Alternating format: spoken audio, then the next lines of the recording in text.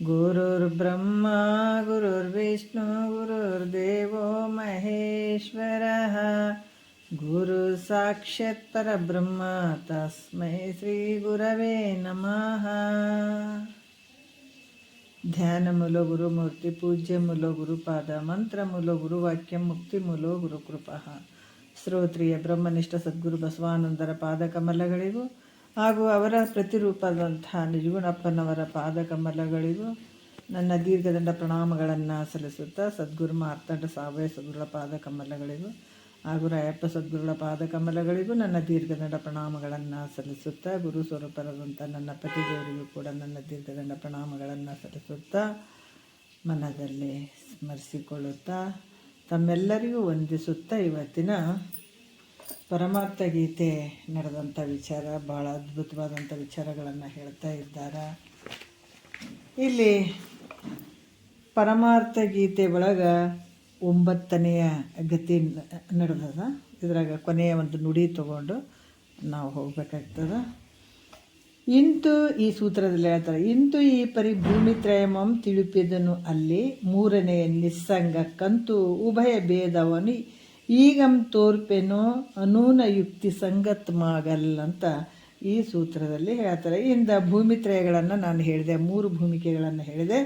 ಅಸಂಗದಲ್ಲಿ 2 ವಿಶೇಷ ಅಸಂಗ ಮತ್ತು ಸಾಮಾನ್ಯ ಅಸಂಗ ಅನ್ನುವಂಥದ್ದು ಈ ರೀತಿ ತೋರ್ತಾವೆ. ಅವನ್ನ ನಾನು ನಿನಗೆ ಹೇಳ್ತೀವಿ ಅಂತ ಹೇಳಿ ಮುಂದಿನ ವಿಚಾರಗಳನ್ನು ಹೇಳ್ತಾರೆ.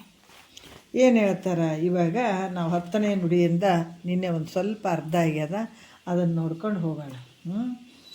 ಏನಂದ್ರೆ 10ನೇ ನುಡಿಯಲ್ಲಿ ವಿಕೃತಿಯ ನುಳಿದ ಈ ಸಂಸ್ಕೃತಿಯಲ್ಲಿ ಸುಕೃತದಿ ವೈರಾಗ್ಯಂ ದೊರೆದಲ್ಲಿ ವರ ಮೋಕ್ಷಾಪೇಕ್ಷೆಯ ಬಲದಿಂದ ಗುರುವರ ನೊರೆವ ಸುಯುಕ್ತಿಗಳಿಂದ ವಿರಚಿಪ ಶಾಸ್ತ್ರದ ಸುವಿವೇಕದೊಳು ದೊರಕೊಂಡ ಜಡ ಅಜಡ ಭೇದದೊಳು ಆ ಜಡ ಸಂಗಂ ತನಗಿಲ್ಲೆಂಬ ಆ ಜಡತನು ಮುಖ್ಯವೇ ಪುಸಿ ಎಂಬ ಮನದಾಲೋಚನೆಯಿಂದ ಸಮಂತು ಅನುವಾಯಿತು ಭೂಮಿತ್ರಯ ಮಿಂತು ಇದು ಬುದ್ಧಿಯ ಸುವಿವೇಕದೋಳಹುದು ಅದರಿಂ ಜಾಗ್ರಮಿದೆಂದೆನಿಸಿಹುದು ಅಂತ ಎನಿಸುವುದು.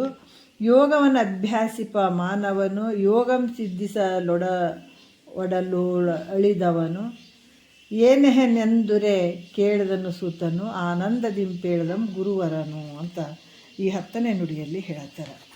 ಏನು ಹೇಳ್ತಾರೆ ಅಂದ್ರೆ, ವಿಕೃತಿಯ ನುಳಿದ ಈ ಸಂಸ್ಕೃತಿಯಲ್ಲಿ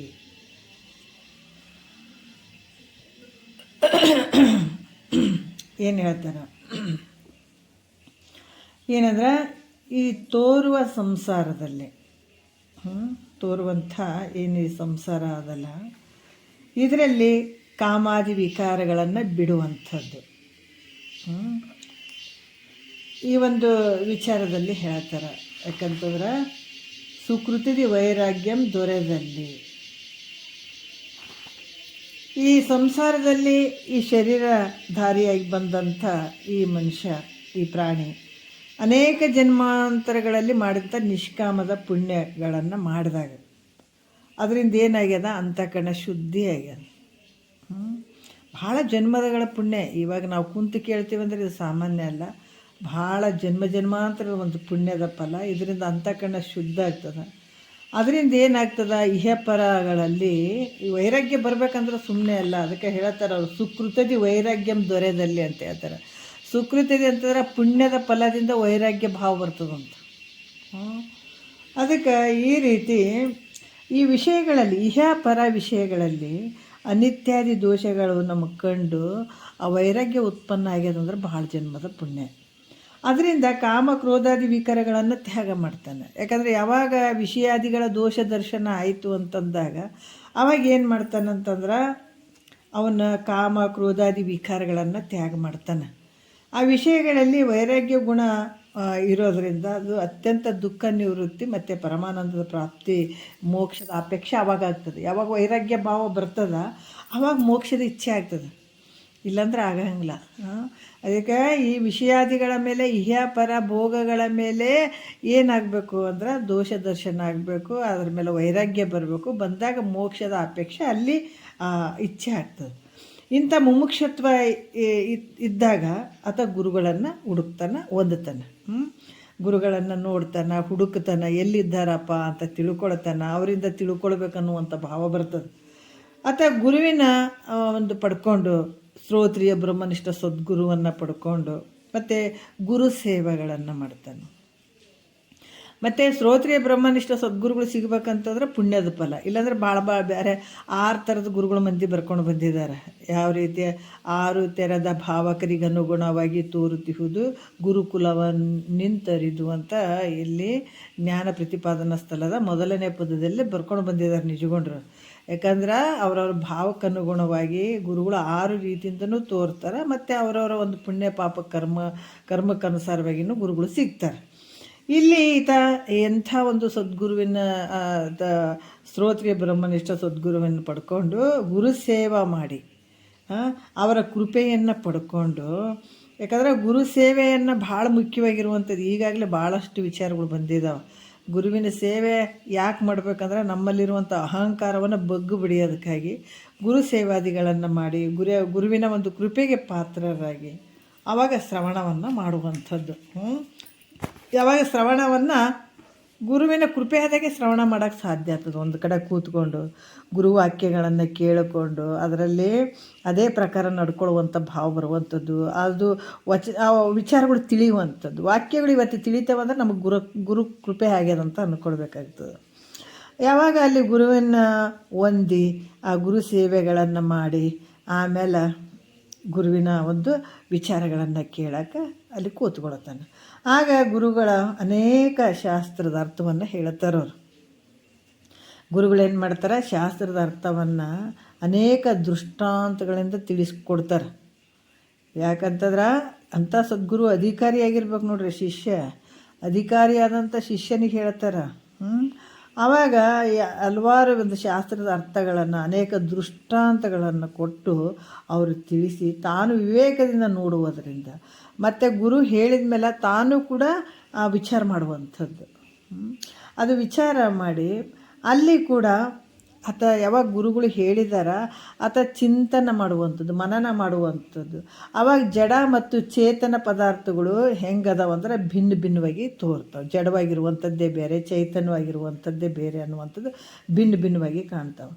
ಆವಾಗ ಅಹಂಕಾರ ಮೊದಲುಗೊಂಡು ದೇಹ ಪರ್ಯಂತರವಾದಂತಹ ಇಲ್ಲಿ ಅನಾತ್ಮ ವರ್ಗ ಎಲ್ಲ ಮಿಥ್ಯೆ ಅಂತ ತಿಳ್ಕೊಂಡು ಅವೆಲ್ಲ ಯಾವಾಗ ಸದ್ಗುರುನಾಥ್ ಹೇಳ್ತಾನೆ ಅವನ್ನ ತಿಳಿತಾ ಹೋಗುವಂಥದ್ದು. ಈಗ ನೋಡ್ರಿ, ಇಷ್ಟೆಲ್ಲ ಕೇಳಿ ಕೇಳಿ ಕೇಳಿ ಕೇಳಿ ಭಗವಂತ ಎಲ್ಲಿ ಅದಾನಪ್ಪ ಅನ್ನೋ ಅನುರೇಣು ತೃಣಕಾಷ್ಟದಲ್ಲಿ ತುಂಬೇನೆ ಏಕೋದೇವ ಸರ್ವಭೂತೇಶು ಗೂಢ ಅಂತ ಇಷ್ಟೆಲ್ಲ ಹೇಳಿದ್ದಾರೆ. ಆದರೆ ಭಗವಂತ ಇಲ್ಲಂತ ಯಾವ ಮಹಾತ್ಮರು ಹೇಳಲಿ, ಇದ್ದಾನ, ಆದರೆ ಎಲ್ಲ ಕಡೆ ತುಂಬಿದಾನ. ಒಂದು ಗುಡಿ ಗುಂಡರದಾಗ ಅಷ್ಟೇ ಅಲ್ಪ, ಎಲ್ಲ ಕಡೆ ತುಂಬಿದಾನ ಅನ್ನುವಂಥದ್ದನ್ನು ಹೇಳ್ತಾರೆ. ಅಲ್ಲಿ ಹೊರಗಡೆ ಇದ್ದವ್ ನಿನ್ನೊಳಗಿಲ್ಲೇನು, ನಿನ್ನೊಳಗೂ ಇದ್ದಾನಂತಲೇ ಹೇಳ್ತಾರೆ ಅವರು. ಇಲ್ಲಿ ಕೂಡ ಈ ಗುರುಗಳು ಹೇಳಿದಂಥದ್ದನ್ನು ತಿಳ್ಕೊಂಡು ಅದನ್ನು ಮನನ ಮಾಡಿಕೊಂಡು ಅಹಂಕಾರ ಮೊದಲುಗೊಂಡು ದೇಹ ಪರ್ಯಂತರವಾದಂಥ ಅನಾತ್ಮವರ್ಗ ಮಿಥ್ಯ ಅಂತ ತಿಳ್ಕೊಂಡು ಅದ್ರ ಸಂಘ ನನಗಿಲ್ಲ, ದೇಹದಿಗಳ ಸಂಘ ನನಗಿಲ್ಲ. ಇಷ್ಟು ದಿವಸ ಸಂಘ ಮಾಡಿದ್ವಿ, ದೊಡ್ಡ ದೊಡ್ಡ ಸಂಘಗಳಿವು.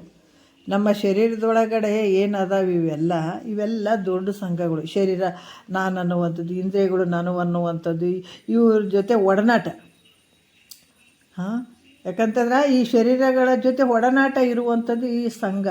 ಯಾಕಂದರೆ ಇದು ಅನಾತ್ಮದಿಂದ ಕೂಡ್ಯದ, ಇದು ನಾನು ಆಗಂಗಿಲ್ಲಪ್ಪ, ಇದಕ್ಕೆ ನಾನೇನು ಭಿನ್ನ ಅದೀನಿ. ಇಷ್ಟು ದಿವಸ ಒಂದಂತ ಬಂದಿದ್ದೆ, ಇವಾಗ ನಾನು ಭಿನ್ನ ಅದೀನಿ. ಶರೀರನೇ ಬೇರೆ, ಅದ್ರ ಗುಣಧರ್ಮಗಳೇ ಬೇರೆ, ನಾನೇ ಬೇರೆ ಇದ್ದೀನಿ, ಇವು ಮಿಥ್ಯದಿಂದ ಕೂಡಿದಾವಂತ ತಿಳ್ಕೊಂಡು ಅದ್ರ ಸಂಘ ನನಗಿಲ್ಲ ಅಂತ ತಿಳ್ಕೊಂಡು ನಾನು ಹೆಂಗದೀನಿ, ಚೇತನ ಇದ್ದೀನಿ, ನಾನು ಚೇತನ ಇದ್ದೀನಿ, ಸತ್ಯ ರೂಪದಂಥವನು ನಾನು, ಮತ್ತು ಅಸಂಗದಿಂದ ಕೂಡಿದಂಥ ನನಗೆ ಯಾವ ಸಂಗತ್ವ ಇಲ್ಲ ಅಂತ ತಿಳ್ಕೊಂಡು ಈ ರೀತಿ ಮನನ ಮಾಡಿ ಈತ ಮಾಡೋದ್ರಿಂದ ಏನಾಗ್ತದೆ, ಈ ರೀತಿ ಮನನ ಸತತ ಮನನ ಮಾಡೋದ್ರಿಂದ 3 ಭೂಮಿಕೆಗಳು ಈತಗೆ ಪ್ರಾಪ್ತ ಆಗ್ತಾವೆ.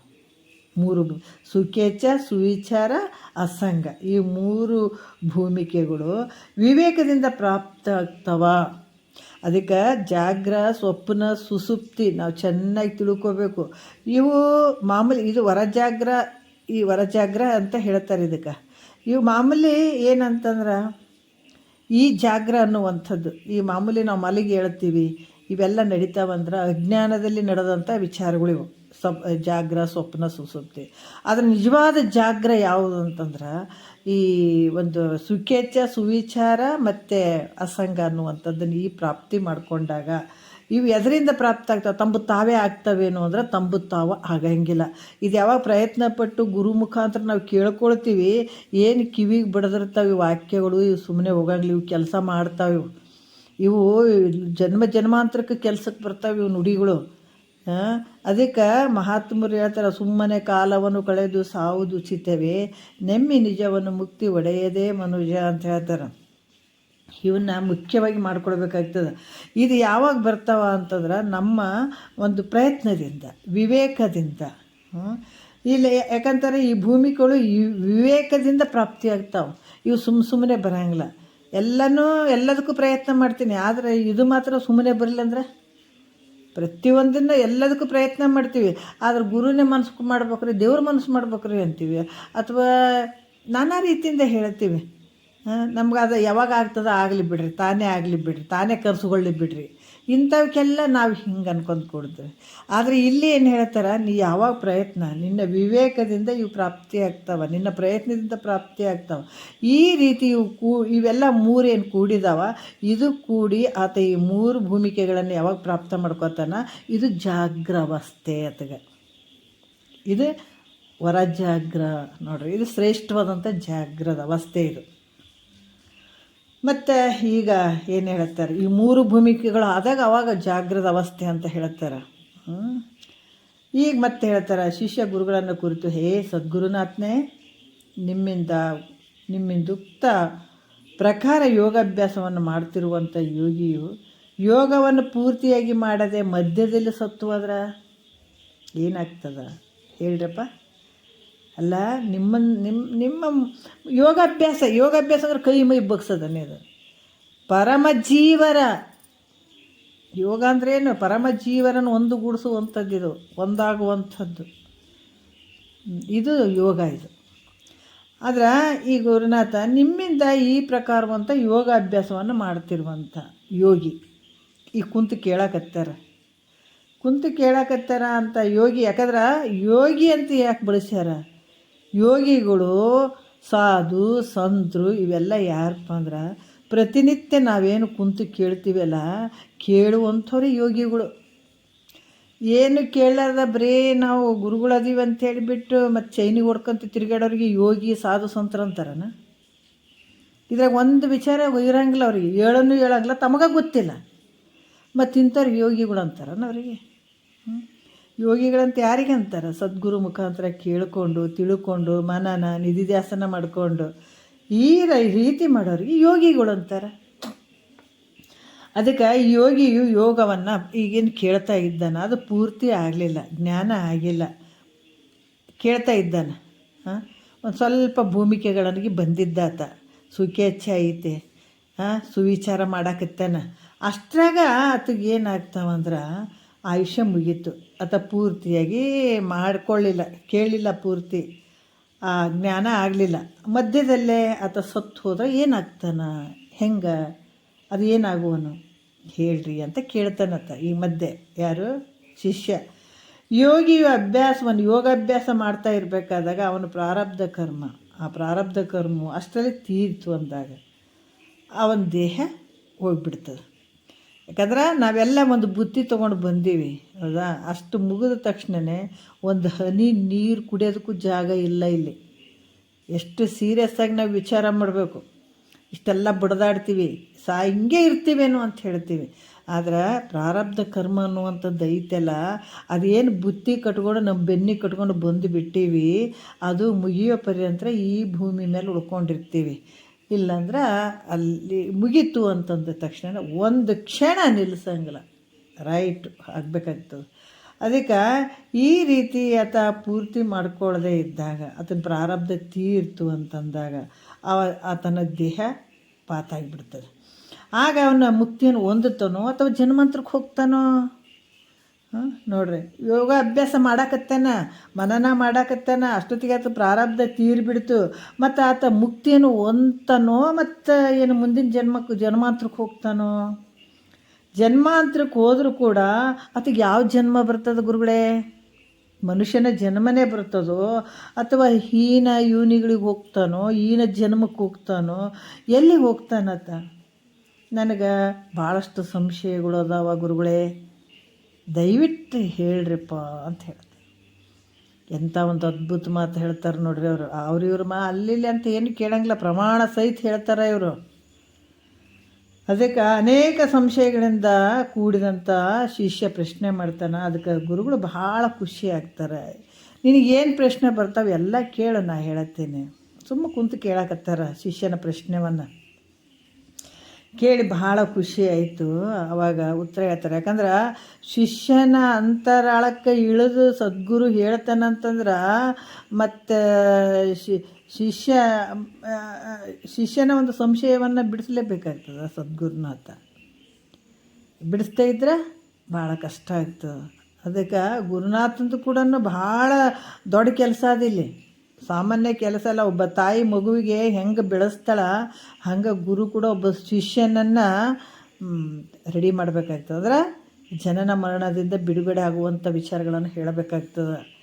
ಜಗತ್ತಿನೊಳಗೆ ಸದ್ಗುರು ಒಬ್ಬನೇ ಇದನ್ನು ಹೇಳುವಂಥವನು, ಆತನ ಬಲ್ಲೇ ತಾಕತ್ತಿರುವಂಥದ್ದು ಬೇರೆ ಯಾರಿಗೂ ಇರೋಂಗಿಲ್ಲ.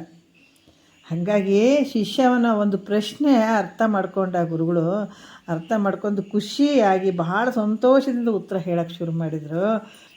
ಮುಂದಿನ 12ನೇದರಲ್ಲಿ ಹೇಳ್ತಾರೆ, ಈ ಗತಿಯಲ್ಲಿ ಸಾಮಾನ್ಯ ಅಸಂಗವೆಂತಲೂ ವಿಶೇಷ ಅಸಂಗ ಅಂತಲೂ ಈ 2 ಅಸಂಗಗಳು ಹೇಳಿದರು.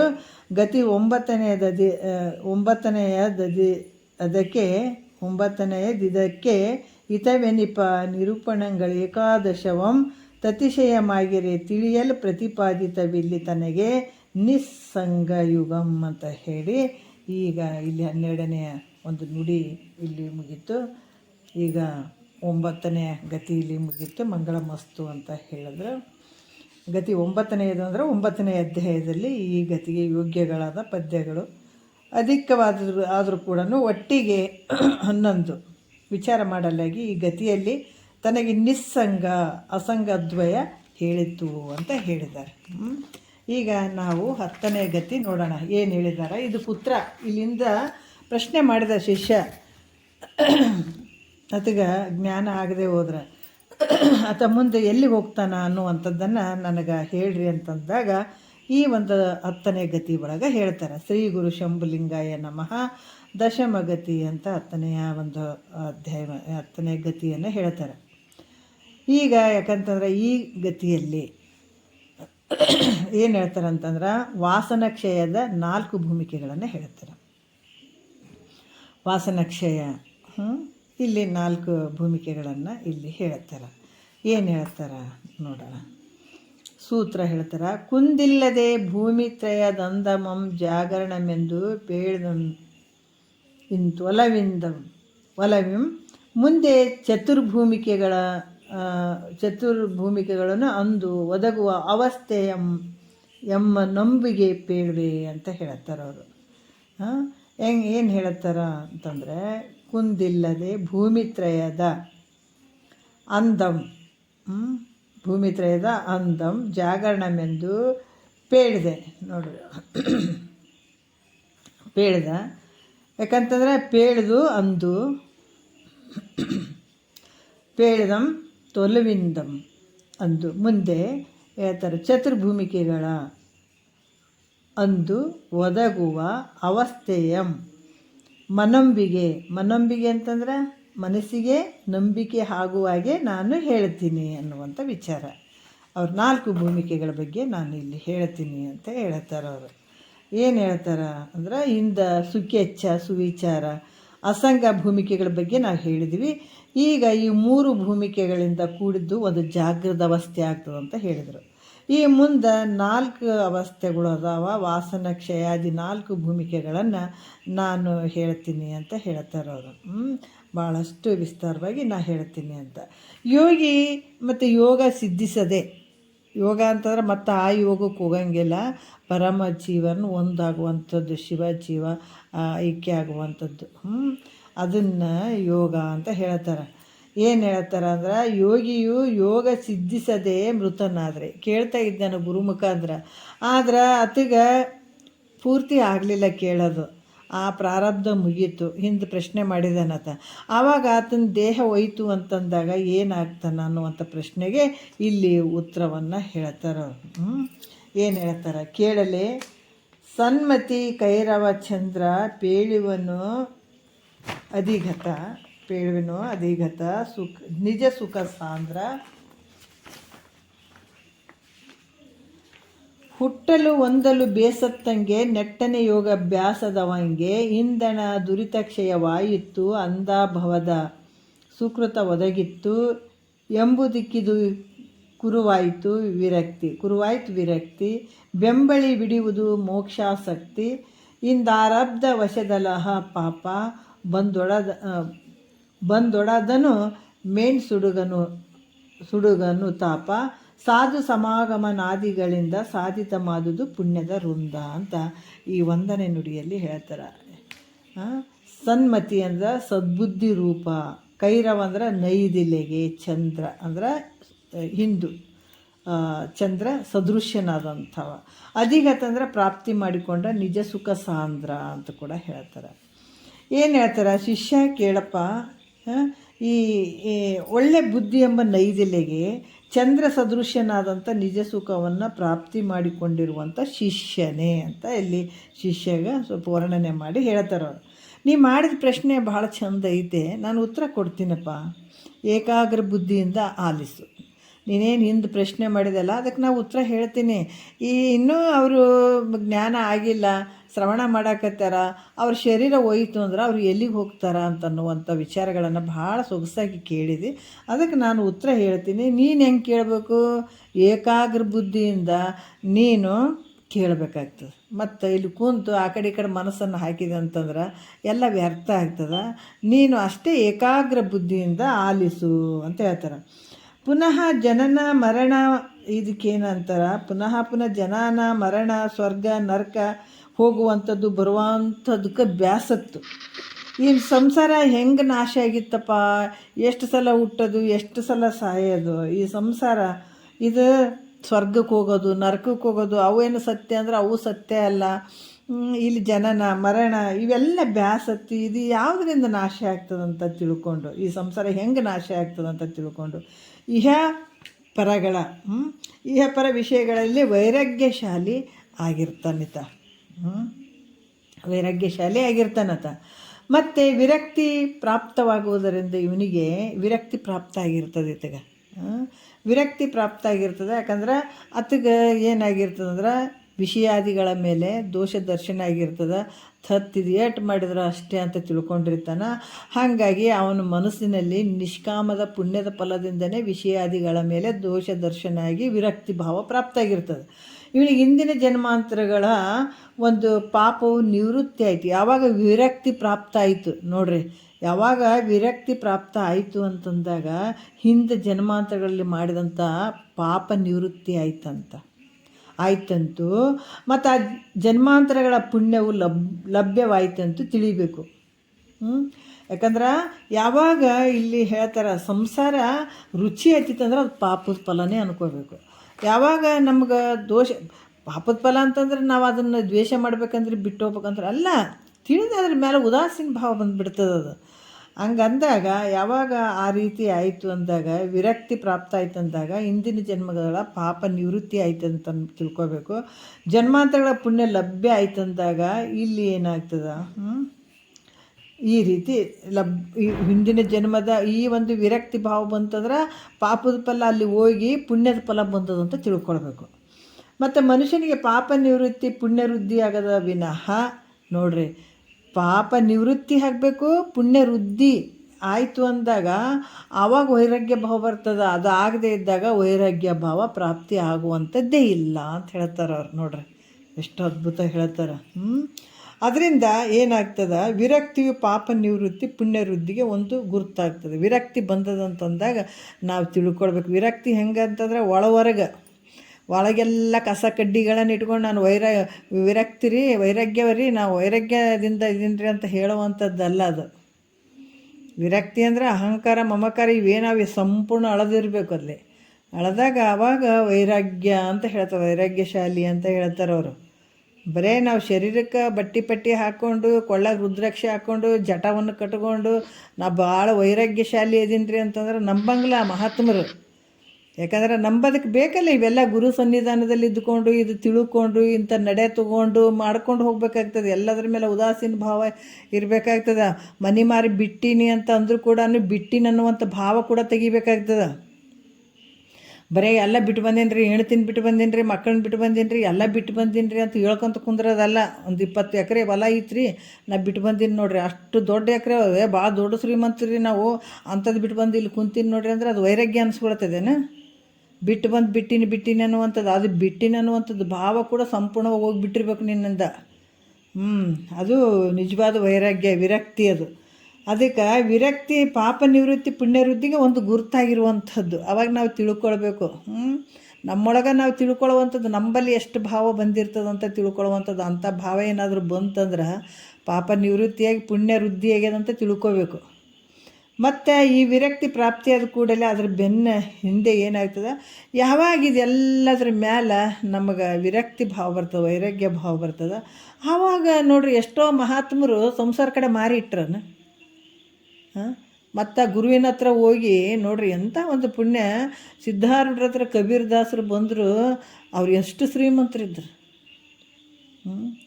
ಎಷ್ಟು ಜನ್ಮದ ಪುಣ್ಯ ಇರ್ಬೋದು ಅವರಿಗೆ. ಯಾವಾಗ ಬಂದು ಸಿದ್ಧಾರೂಢರ ಪಾದಕ್ಕೆ ನಮಸ್ಕಾರ ಮಾಡಿದ್ರೆ ಅಪ್ಪ ನಾ ಮನೆಗೆ ಹೋಗಂಗಿಲ್ಲ ಅಂತಂದ್ರು. ಯಾಕಂದ್ರೆ ಅಷ್ಟೊಂದು ಭಾವ ವೈರಾಗ್ಯಶಾಲಿ ಆದಂಥ ಭಾವ ಬಂದುಬಿಡ್ತು ಅವರಿಗೆ.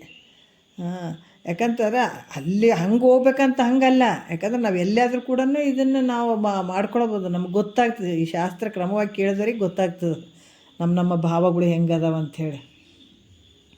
ಆದರೆ ಯಾವಾಗ ವೈರಾಗ್ಯ ಭಾವ ಬಂತು ಅಂತಂದಾಗ, ಪ್ರಾಪ್ತಿ ಆಯಿತು ಅಂತಂದಾಗ ಅದ್ರ ಬೆನ್ನಿಂದೆ ಮೋಕ್ಷಾಪೇಕ್ಷ ಮುಮುಕ್ಷತ್ವ ಭಾವ ಬಂದುಬಿಡ್ತದೆ ಮನಸ್ಸಿನಲ್ಲಿ.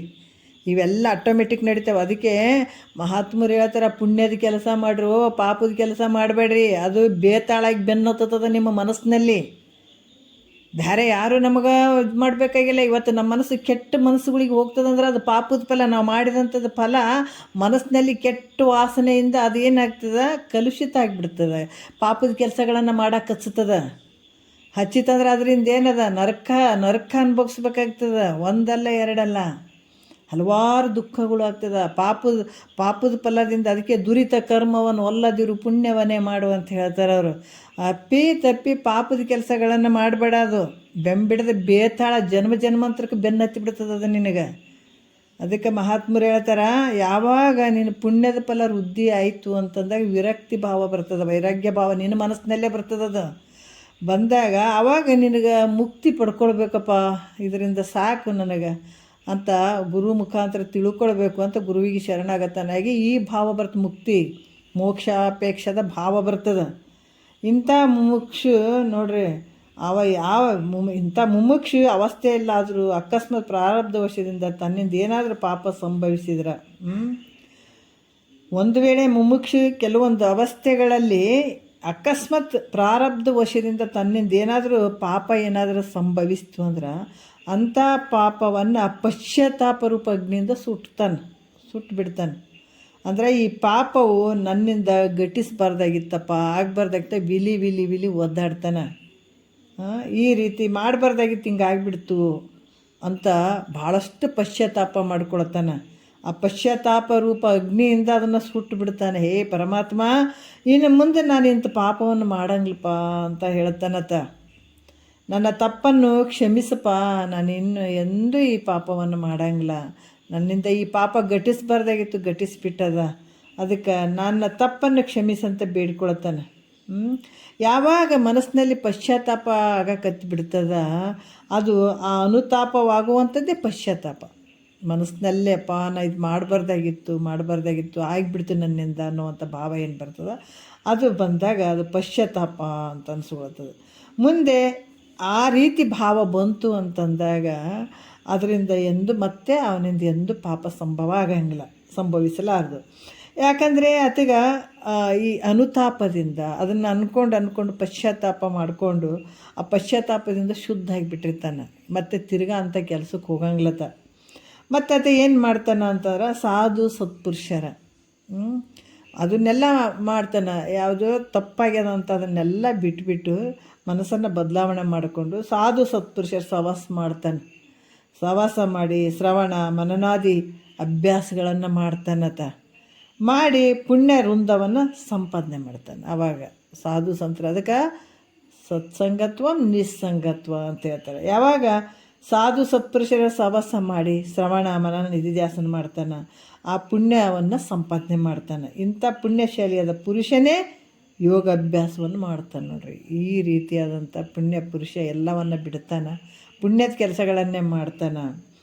ಇಂಥ ಪುಣ್ಯಶಾಲಿಯಾದ ಪುರುಷನೇ ಯೋಗ ಅಭ್ಯಾಸವನ್ನು ಮಾಡೋಕ್ಕೆ ಶುರು ಮಾಡ್ತಾನೆ ಅಂತ ಹೇಳ್ತಾರೆ. ಮತ್ತು ಎರಡನೇ ನುಡಿಯಲ್ಲಿ ಹೇಳ್ತಾರೆ, ಇಂಥ ಯೋಗಿ ಎಂಥದಂತ ಗೊತ್ತಾಯ್ತಲ್ಲ, ಏನಾದರೂ ಕೂಡ ಅದು ಗೊತ್ತಾಯಿತು ಯಾವುದು ಪಾಪ ಅದ ಯಾವುದು ಪುಣ್ಯ ಅದ ಯಾವುದರಿಂದ ಕಷ್ಟ ಅದಂತ ಅದನ್ನೆಲ್ಲ ಗೊತ್ತಾಗಿಬಿಡ್ತದೆ. ಬಿಟ್ಟಾಗಿ ಗುರುವಿಗೆ ಶರಣಾಗತನಾಗಿ ಅಪ್ಪ ನಿನ್ನ ವರ್ತಿ ಯಾರಿಲ್ಲಪ್ಪ ನನಗೆ, ನಿನ್ನ ವಾಕ್ಯಗಳು ಹೇಳು ನಾ ಕೇಳಿ ಜನ್ಮ ಪಾವನ ಮಾಡ್ಕೊಂಡ್ಬಿಡ್ತೀನಪ್ಪ ಅಂತ ತಿಳ್ಕೊಂಡ್ಬಿಡ್ತಾನೆ. ಅದು ಪೂರ್ತಿ ಸಂಪೂರ್ಣ ಶರಣಾಗತನಾಗಿಬಿಡ್ತಾನೆ ಗುರುವಿಗೆ. ಇಂಥ ಯೋಗಿ ಅಭ್ಯಾಸವನ್ನು ಮಾಡ್ತಾ ಇದ್ದ. ಅದರೊಳಗಾಗಿ ಆತ ಶರೀರ ನಷ್ಟ ಆಯಿತು ಅಂದಾಗ ಆತ ದುಃಖವನ್ನು ಹೊಂದದೆ ಊರ್ಧ್ವ ಲೋಕಗಳ ಸುಖಗಳಲ್ಲಿ ಹೊಂದ್ತಾನೆ. ಯಾಕಂದ್ರೆ ಅದಕ್ಕೆ ಹೇಳ್ತಾರೆ, ನೀವು 1 ನಿಮಿಷ ಕೇಳು 5 ನಿಮಿಷ ಕೇಳು, ಇದು ನಿನ್ನ ಮುಂದಿನ ಮಾರ್ಗ, ಇದು ಮುಂದಿನ ಮೆಟ್ಟಿಲುಗಳು, ನೀನು ಆನಂದಕ್ಕೆ ಹೋಗುವಂಥ ಮೆಟ್ಟಿಲುಗಳು. ನೀ ತಿಳ್ಕೊಂಡಿರ್ಬೇಕು, ಹೆಂಡತಿ ಮಕ್ಕಳು ಮೊಮ್ಮಕ್ಕಳು ಈ ಸಂಸಾರದಿಂದ ಸುಖ ಐತಿ ಅಂತ ತಿಳ್ಕೊಂಡಿರ್ಬೇಕು. ದುಃಖಕ್ಕೆ ಮಾರಿ ಮಾಡಿ ಸುಖ ಅನ್ನಕತ್ತಿದೆ, ಅದು ದುಃಖನೇ ಕೊಡ್ತದದು. ದುಃಖವನ್ನೇ ನೋಡಕತ್ತಿದೆ ನೀನು, ದುಃಖನೇ ಕೊಡ್ತದದು, ಸುಖ ಎಂದೂ ಕೊಡಂಗಿಲ್ಲ ನಿನಗೆ. ಅದಕ್ಕೆ ಮಹಾತ್ಮರು ಹೇಳ್ತಾರೆ, ಇದನ್ನು ಗುರು ಮುಖಾಂತರ ನೀನೇನೇ ಒಂದು ಸ್ವಲ್ಪ ಮಾಡಿದಿ ಅಂತಂದ್ರೆ ಇದು ನಿನಗೆ ಮುಂದೆ ಆನಂದನೇ ಕೊಡುವಂಥದ್ದು. ಅದಕ್ಕೆ ಇದು ಹಾಗೆ ಹೋಗಂಗಿಲ್ಲ, ವ್ಯರ್ಥ ಅಲ್ಲ. ಏನಿದು ಮುಕ್ಕಾಲು ಭಾಗ ನಾವು ಬಾಹ್ಯದಲ್ಲಿ ವಿಷಯಗಳಲ್ಲೇ ಇರ್ತೀವಿ, ವಿಷಯಗಳಲ್ಲೇ ಸುಖ ಆದಂತೆ ಇರ್ತೀವಿ. ಅದರ ಒಂದು 10% ಮಾತ್ರ ಗುರುವಿನ ವಾಕ್ಯ ಕೇಳ್ತೀವಲ್ಲ, ಇದು ಹಾಗೆ ಹೋಗಂಗಿಲ್ಲ. ಇದು ಕೆಲಸ ಮಾಡೇ ಮಾಡ್ತದೆ. ನೀನು ನೀನು ಮುಕ್ತನಾಗದೇ ಇರು, ನೀ ಹಂಗೆ ಹೋದ್ರೂ ಕೂಡ ಕೆಲಸ ಮಾಡ್ತೈತೆ ಮುಂದಾದರೂ ಕೂಡ ನಿನಗೆ. ಅದಕ್ಕೆ ಇಲ್ಲಿ ಕೂಡ ಹೇಳ್ತಾರೆ, ಆತ ಯಾವ ರೀತಿ ಎರಡನೇ ನುಡಿಯಲ್ಲಿ ಹೇಳ್ತಾರೆ, ತಿಳಿ ಆತಂಗ ಅಭ್ಯಾಸಿಪ ಯೋಗ ಫಲಿಸದ ಮುನ್ನವೇ ದೇಹ ವಿಯೋಗ, ಆದೊಡೆ ಪಾಪದ ಒಲಬಿಲ್ಲಾಗಿ ಬೇದಿಸೆ ದುಃಖ ತೋರದೆ ಹೋಗಿ, ಬಚ್ಚ ಬರಿಯ ಪುಣ್ಯದಲ್ಲಿ ಅನುಬಂಧ ಅಚ್ಚ ಸುಖವನ್ನು ಉಣಬೇಕಾದರಿಂದ ಆಯಾ ಭೂಮಿಕೆಗೆ ಅನುಗುಣವಾಗಿ ಆಯಾ ಮೇಲಣ ಲೋಕಕ್ಕೆ ಹೋಗಿ ಆಯಾ ವಿಭವಂಗಳ ನಡೆಗೊಂಡು ಆಯಾ ಸುಖ ಭೋಗಗಳನ್ನುಂಡು ಆ ಪುಣ್ಯದ ಫಲ ಕೆಲ ಕಾಲಕ್ಕೆ ಪೂಪುವುದರಿಂದ ಬಹನಿ ಲೋಕಕ್ಕೆ ಅಂತ ಎರಡನೇ ನುಡಿ ಇಲ್ಲಿ ಹೇಳ್ತಾರೆ. ಏನು ಹೇಳ್ತಾರೆ, ತಿಳಿಯೇ ಅಂದರೆ ಅರಿಯುವ. ಯಾಕಂತಂದ್ರೆ ತಿಳಿ ಆತಂಗೆ ಯೋಗಿಗೆ ಅಂದ್ರೆ ಯೋಗಿಗೆ, ಅಭ್ಯಾಸಿಪ ಅಂದರೆ ಅಭ್ಯಾಸವನ್ನು ಮಾಡ್ತಾ ಇರಬೇಕಾದಾಗ ಶಿಷ್ಯ ಕೇಳಪ್ಪ ಯಾಕಂದ್ರೆ ನೀ ಕೇಳಿದಿ ನಾನು ಹೇಳಕತ್ತೇನೆ. ಆತ ಬಂದು ಶಿಷ್ಯನಿಗೆ ಶರಣಾಗತನಾಗಿ ಹೇಳು ಅಂತಂದಾಗ ಗುರುಗಳು ಹೇಳಕತ್ತಾರೆ, ಕೇಳಪ್ಪ 1 ಅಥವಾ 2 ಇಲ್ಲವೇ 3 ಭೂಮಿಕೆಗಳನ್ನ ಅಭ್ಯಾಸ ಮಾಡುವಂಥ ಏನು ಇವು ಸಪ್ತ ಭೂಮಿಕೆಗಳನ್ನು ಹೇಳಕತ್ತಾರಲ್ಲ, ಸುಖದ ಅಪೇಕ್ಷೆ ಬರಬೇಕಾದ್ರೆ ಇಷ್ಟೆಲ್ಲ ಪುಣ್ಯಗಳು ಬೇಕಾಗ್ಯಾವ ಅಂತ ಹೇಳ್ಯಾರ. ಯಾಕಂತಂದ್ರೆ ವಿಷಯಾದಿಗಳ ದೋಷ ದರ್ಶನ, ಎಷ್ಟು ಜನ್ಮದಲ್ಲಿ ಹುಟ್ಟಲಪ್ಪ, ಎಷ್ಟು ಜನ್ಮದಲ್ಲಿ ಇದೇ ರೀತಿ ಸಾಯುವಂಥದ್ದು ಹುಟ್ಟುವಂಥದ್ದು, ಇಂಥ ಸಂಸಾರಗಳನ್ನು ಮನಾರ್ ಬಿಟ್ಟು ಬಂದೀನಿ, ಇಂಥ 8 ಮಕ್ಕಳನ್ನು ಬಿಟ್ಕೊತ ಬಂದೀನಿ, ಹಲವಾರು ಬಾರದೆ ಗರ್ಭದಲ್ಲಿ ಬರುವಂಥವನಾಗಿದ್ದೀನಿ, ಎಷ್ಟೋ ಶರೀರಗಳನ್ನು ಕಳಚಿ ಬಂದಿದ್ದೀನಿ, ಇದೇ ಗತಿ ಮುಂದೋದ್ರೂ ಕೂಡ ಇದೇ ಗತಿ. ಅದಕ್ಕೆ ಮಾನವ ಜನ್ಮದಲ್ಲಿ ಈ ವಿವೇಕ ಏನಾದರೂ ಆಯಿತು ಅಂತಂದಾಗ ಆ ಹಿಂದೆ ಎಷ್ಟೋ ಜನ್ಮದ ಪುಣ್ಯದ ಫಲ ಈಗ ಬಂದದಂತ ತಿಳ್ಕೊಳ್ಬೇಕು. ಆವಾಗ ಆತ ಮತ್ತೆ ಈ ಒಂದು ಸಂಸಾರಕ್ಕೆ ಮುಖ ಇಡ್ತಾನೇನಂದ್ರೆ ಇಡಂಗಿಲ್ಲ. ಮತ್ತು ಗುರುವಿನ ಪಾದಕ್ಕೆ ಬಂದು ಶರಣಾಗತನಾದಾಗ ಆತ ಯಾರು ಅಂತ ತಿಳ್ಕೊಳ್ಬೇಕಾಗ್ತದೆ. ತಿಳ್ಕೊಂಡಾಗ ಆವಾಗ ಆತಗೆ ಏನು ಯಾವಾಗ ಪುಣ್ಯದ ಫಲ ಬಂದಾಗ ವೈರಾಗ್ಯ ಭಾವ ಆತಗೆ ಬಂದಾಗ ಆವಾಗ ಮೋಕ್ಷದ ಅಪೇಕ್ಷೆ ಹುಟ್ಟುತ್ತದಲ್ಲಿ. ನಾವು ತಿಳ್ಕೊಳ್ಬೇಕು, ಮಹಾತ್ಮರ ವಾಕ್ಯ ಕೇಳಬೇಕು, ಮುಕ್ತನಾಗಬೇಕು ಅನ್ನುವಂಥ ಭಾವ ಬರ್ತದೆ. ಆವಾಗ ಬಂದಾಗ ಮಧ್ಯನೇ ಅದಕ್ಕೆ ಆಯುಷ್ಯ ಮುಗೀತು, ಪ್ರಾರಬ್ಧ ಕರ್ಮ ಮುಗೀತು ಅಂತಂದಾಗ ಅದು ಎಲ್ಲಿಗೆ ಹೋಗ್ತಾನೆ ಅಂತಂದರೆ ಹೇಳ್ತಾರೋ, 1ನೇ ಭೂಮಿಕೆರ ಮಾಡಲಿ, 2ನೇ ಭೂಮಿಕೆರ ಮಾಡಲಿ, ಅಥವಾ 3ನೇ ಭೂಮಿಕೆರ ಆಗಲಿ, ನಾನು ಮುಕ್ತನಾಗಬೇಕನ್ನುವಂಥ ಭಾವನ ಬಂದಿರಲಿ, ಅಥವಾ 2ನೇ ಸುವಿಚಾರ ತನ್ನಂತ ತಿಳಿಯುವಂಥ ಒಂದು ಕೆಲಸವರನ್ನು ಮಾಡಿಕೊಳ್ಳಿ, ಅಥವಾ 3ನೇ ಭೂಮಿಕೆ ಅಸಂಗ, ಇವು 3 ಮಾಡ್ಕೊಂಡಿರಲಿ. ಅಂತಯೋಗಿ ನೋಡ್ರಿ, ಈ ಭೂಮಿಕಾ ರೂಪಯೋಗವು ಸಿದ್ಧಿಸದೆ, ಇವು ಎಲ್ಲ ಭೂಮಿಕೆ ಸಿದ್ಧಿಸದೆ ಮಧ್ಯದಲ್ಲೇ ತನ್ನ ದೇಹ ಪಾತವಾದರೆ ಅವನು ನರಕಾದಿ ದುರ್ಗತಿಯನ್ನು ಹೊಂದುವುದಿಲ್ಲ. ಇದನ್ನು ಯಾರು ಕೇಳಂಗಿಲ್ಲ, ನಾವು ಬರೆದಿಟ್ಕೊಳ್ರಿ ಅಂತಾರೆ ಮಹಾತ್ಮರು. ಶ್ರುತಿ ಪ್ರಮಾಣ ಅದಿದು. ಯಾಕಂದ್ರೆ ಯಾರು ಇದನ್ನು ಕೇಳೋಕ್ಕೆ ಇಷ್ಟಪಡದೆ ಸಂಸಾರದಾಗ ಮಾರಿ ಇಟ್ಕೊಂಡು ಕುಂದಿರ್ತಾವ, ಈಗ ಇವೇನು ಪ್ರಾಣಿ ಪಕ್ಷಿಗಳು ಗಿಡ ಮರಗಳು ಏನು ಜನ್ಮಗಳನ್ನು ತೊಗೊಂಡು ಬಂದಾವಲ್ಲ, ಅದಕ್ಕೆ ಹೋಗ್ತೀವಂತ ಬರೆದಿಟ್ಕೊಳ್ರಿ ಅಂತ ಹೇಳ್ತಾರೆ ಅವರು, ಕೇಳಲಾರ್ದವ್ರು. ಆದ್ರೆ ಇದನ್ನು ಕೇಳಬೇಕಂತ ಪ್ರತಿನಿತ್ಯ ಕುಂತು ಕೇಳ್ತಾರಲ್ಲ, ಮಧ್ಯದಲ್ಲೇ ಇನ್ನೂ ಜ್ಞಾನ ಆಗಿಲ್ಲ, ಮಧ್ಯದಲ್ಲೇ ಅವ್ರ ಶರೀರ ಹೋಯ್ತು ಅಂತಂದ್ರೆ ಅವ್ರಿಗೆ ನರಕಾದಿ ದುರ್ಗತಿ ಯಾವುದು ಹೊಂದಂಗಿಲ್ಲ. ಅಷ್ಟು ಶಕ್ತಿ ಅದಿದ್ರಾಗ. ಯಾಕಂದ್ರೆ ಆತನಲ್ಲಿ ಇದು ಕುಂತು ಕೇಳ್ತಾ ಇದ್ದಾನ, ಅದಕ್ಕೆ ಅಲ್ಲಿ ಆತನಲ್ಲಿ ಏನು ಪಾಪ ಇರಂಗಿಲ್ಲ, ಪಾಪ ಕ್ಷಯ ಆಗಿರ್ತದೆ. ಅವನು ಮತ್ತೆ ಹೇಗೆ ಉತ್ತರೋತ್ತರ ಭೂಮಿಕೆಗಳನ್ನು ಅಭ್ಯಾಸ ಮಾಡ್ತಾ ಹೋಗುವನೋ, ಆತ 1 ಭೂಮಿಕೆ, 2 ಭೂಮಿಕೆ, 3 ಭೂಮಿಕೆ ಅಂತ ಹೆಂಗೆ ಆತ ಆ ಭೂಮಿಕೆಗಳನ್ನು ಅಭ್ಯಾಸ ಮಾಡ್ತಾ ಹೋಗ್ತಾನೆ, ಆ ಭೂಮಿಕೆಯ ಪ್ರಕಾರ ನಡೀತಾ ಹೋಗ್ತಾನೆ. ಆ ಓದಂಗಲ್ಲ ಆತನ ಪಾಪ ಕೂಡ ನಾಶ ಆಗ್ತಾ ಹೋಗ್ತದೆ. ಅದರಿಂದ ಅವನಿಗೆ ಯಾವ ದುಃಖ ತೋರಂಗಿಲ್ಲ, ಯಾವ ದುಃಖ ಆಗಂಗಿಲ್ಲ. ಈ ಕಾರಣದಿಂದಲೇ ಅವನು ಪುಣ್ಯಮಯಗಳಾದ ಕೇವಲ ಸುಖಗಳನ್ನು ಮಾತ್ರ ಅನುಭವಿಸ್ತಾನೆ ನೋಡ್ರಿ. ಮುಂದಾತ ಹೋದ್ರೂ ಕೂಡ ಆತಗೆ ಯಾವ ನರಕದ ದುಃಖಗಳು ಇಲ್ಲ. ಮುಂದಾತ ಬರೇ ಪುಣ್ಯಮಯ ಗಳಾದಂಥ ಕೇವಲ ಸುಖಗಳನ್ನೇ ಅನುಭವಿಸ್ತಾನತ್ತವ. ಆದ್ರೂ ಅಷ್ಟು ತಾಕತ್ತು ಈ ಮಾನವ ಶರೀರದಾಗ ಹಿಂಗೆ ಮಾಡ್ಕೊಂಡ್ರೆ ಮುಂದಿನ ಭೋಗಗಳು ಚೆಂದಿರ್ತಾವ. ಯಾಕೆ ಇಷ್ಟ ಹೇಳ್ತಾರೆ, ಅದಕ್ಕೆ ನಿದ್ರೆ ಬಾರದು ಪರಿಭವ, ನಿದ್ರೆ ಬಾರದೆನ್ನ ಪರಿಭವ, ದುಃಖ ಸಮುದ್ರವೆನ್ನಿಸುವ ಸಾಯಸವ ನೆನೆನೆನದು ಅಂತ ಯಾಕೆ ಮಹಾತ್ಮರು ಹೇಳ್ತಾರೆ.